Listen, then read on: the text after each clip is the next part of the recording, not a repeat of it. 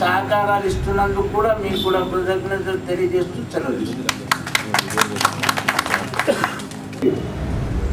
గౌరవ పార్లమెంట్ సభ్యులు శ్రీ మధుయాష్ గౌడ్ గారిని ఉద్దేశించారు.